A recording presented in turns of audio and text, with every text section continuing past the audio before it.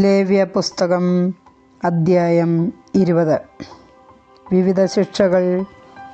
കർത്താവ് മോശയോട് അരുളിച്ചെയ്തു, ഇസ്രായേൽ ജനത്തോട് പറയുക, ഇസ്രായേൽ ജനത്തിനോ ഇസ്രായേലിൽ വന്ന് വസിക്കുന്ന വിദേശികളിലോ നിന്നാരെങ്കിലും തങ്ങളുടെ മക്കളിൽ ആരെയെങ്കിലും മോളേക്കിന് ബലിയർപ്പിക്കുന്നെങ്കിൽ അവനെ കൊല്ലണം. ദേശത്തിലെ ജനങ്ങൾ അവനെ കല്ലെറിയണം. അവനെതിരെ ഞാൻ എൻ്റെ മുഖം തിരിക്കുകയും ജനത്തിൽ നിന്ന് അവനെ വിച്ഛേദിച്ച് കളയുകയും ചെയ്യും. എന്തെന്നാൽ അവൻ തൻ്റെ മക്കളിൽ ഒരാളെ മോളേക്കിന് ബലിയർപ്പിച്ചു. അങ്ങനെ എൻ്റെ വിശുദ്ധ സ്ഥലം മലിനമാക്കുകയും എൻ്റെ പരിശുദ്ധ നാമം അശുദ്ധമാക്കുകയും ചെയ്തിരിക്കുന്നു. അവൻ തൻ്റെ മക്കളിൽ ഒരാളെ മോളേക്കിന് ബലി കൊടുക്കുമ്പോൾ ദേശവാസികൾ അതിനു നേരെ കണ്ണടച്ചു കളയുകയും അവനെ കൊല്ലാതിരിക്കുകയും ചെയ്താൽ ഞാൻ അവനും അവൻ്റെ കുടുംബത്തിനുമെതിരായി എൻ്റെ മുഖം തിരിക്കുകയും അവനെയും മോളേക്കിനെ ആരാധിക്കുന്നതിന് അവൻ്റെ പിന്നാലെ പോയവരെയും സ്വജനത്തിൽ നിന്ന് വിച്ഛേദിച്ച് കളയുകയും ചെയ്യും. ആരെങ്കിലും മന്ത്രവാദികളുടെയും കൂടാത്രക്കാരുടെയും പുറകെ പോയി അന്യദേവന്മാരെ ആരാധിച്ചാൽ അവനെതിരെ ഞാൻ മുഖം തിരിക്കുകയും അവനെ സ്വജനത്തിൽ നിന്ന് വിച്ഛേദിച്ച് കളയുകയും ചെയ്യും. അതിനാൽ നിങ്ങളെ തന്നെ ശുദ്ധീകരിച്ച് വിശുദ്ധരാകുവിൻ. എന്തെന്നാൽ ഞാനാണ് നിങ്ങളുടെ ദൈവമായ കർത്താവ്.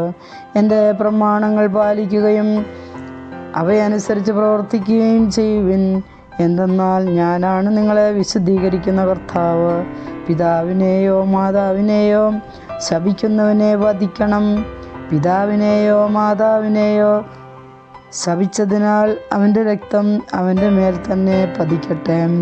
ഒരുവൻ അയൽക്കാരൻ്റെ ഭാര്യയുമായി വ്യഭിചാരം ചെയ്താൽ അവനും അവളും മരണശിക്ഷ അനുഭവിക്കണം. പിതാവിൻ്റെ ഭാര്യയോടുകൂടെ ശയിക്കുന്നവൻ പിതാവിൻ്റെ തന്നെ നഗ്നത അനാവൃതമാക്കിയിരിക്കുന്നു.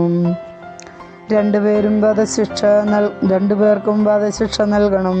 അവരുടെ രക്തം അവരുടെ മേൽ ആയിരിക്കട്ടെ. ഒരാൾ തൻ്റെ മരുമകളും ഒന്നിച്ച് ശയിച്ചാൽ ഇരുവരെയും വധിക്കണം. അവർ ഹീനകൃത്യം ചെയ്തിരിക്കുന്നു. അവരുടെ രക്തം അവരുടെ മേൽ ആയിരിക്കട്ടെ.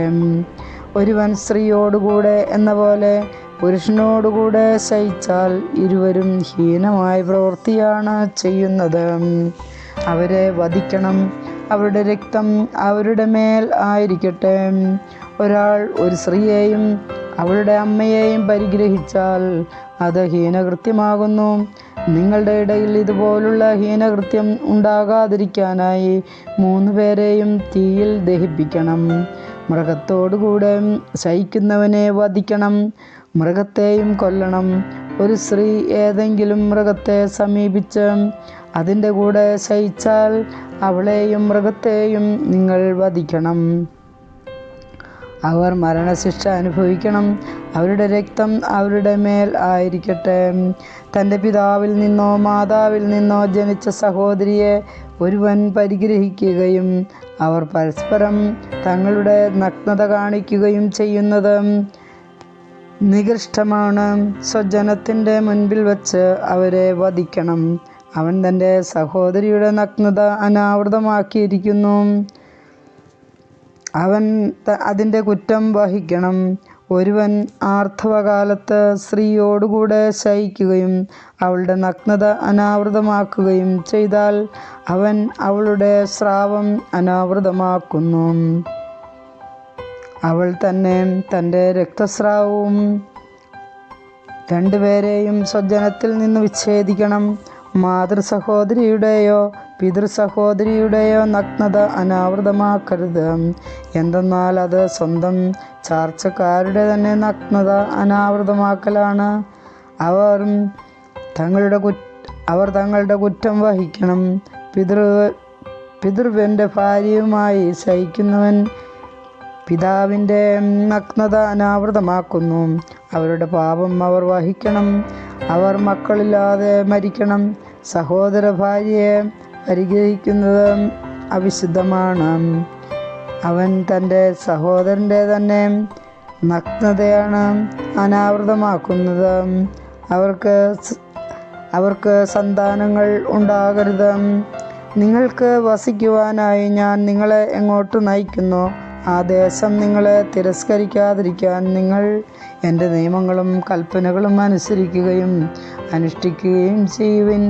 നിങ്ങളുടെ മുൻപിൽ നിന്ന് ഞാൻ നീക്കിക്കളയുന്ന ജനതകളുടെ മാർഗങ്ങൾ നിങ്ങൾ പിന്തുടരരുത്. എന്തെന്നാൽ ഇപ്രകാരമെല്ലാം ചെയ്തതിനാൽ ഞാൻ അവരെ വെറുക്കുന്നു. എന്നാൽ ഞാൻ നിങ്ങളോട് പറയുന്നു, ഞാൻ നിങ്ങൾക്ക് അവകാശമായി തരാൻ പോകുന്ന തേനും പാലും ഒഴുകുന്ന അവരുടെ ദേശം നിങ്ങൾ സ്വന്തമാക്കും. നിങ്ങളെ മറ്റ് ജനതകളിൽ നിന്ന് വേർതിരിച്ച നിങ്ങളുടെ ദൈവമായ കർത്താവ് ഞാനാണ്. അതുകൊണ്ട് നിങ്ങൾ ശുദ്ധവും അശുദ്ധവുമായ മൃഗത്തിൻ്റെയും ശുദ്ധവും അശുദ്ധവുമായ പക്ഷികളെയും വേർതിരിക്കണം. അശുദ്ധമെന്ന് ഞാൻ നിർണയിച്ചിരിക്കുന്ന പക്ഷികൾ, മൃഗങ്ങൾ, ഇഴജന്തുക്കൾ എന്നിവ കൊണ്ട് നിങ്ങൾ അശുദ്ധരാകരുത്. എൻ്റെ മുൻപിൽ നിങ്ങൾ വിശുദ്ധരായിരിക്കുവിൻ. എന്തെന്നാൽ കർത്താവായ ഞാൻ പരിശുദ്ധനാണ്. നിങ്ങൾ എനിക്ക് സ്വന്തമാകേണ്ടതിന് ഞാൻ നിങ്ങളെ മറ്റു ജനതകളിൽ നിന്ന് വേർതിരിച്ചിരിക്കുന്നു. മന്ത്രവാദികളോ കൂടോത്രക്കാരോ ആയ സ്ത്രീ പുരുഷന്മാർ മരണശിക്ഷ അനുഭവിക്കണം. അവരെ കല്ലെറിഞ്ഞു കൊല്ലണം. അവരുടെ രക്തം അവരുടെ മേൽ പതിക്കട്ടെ. കർത്താവിൻ്റെ വചനം.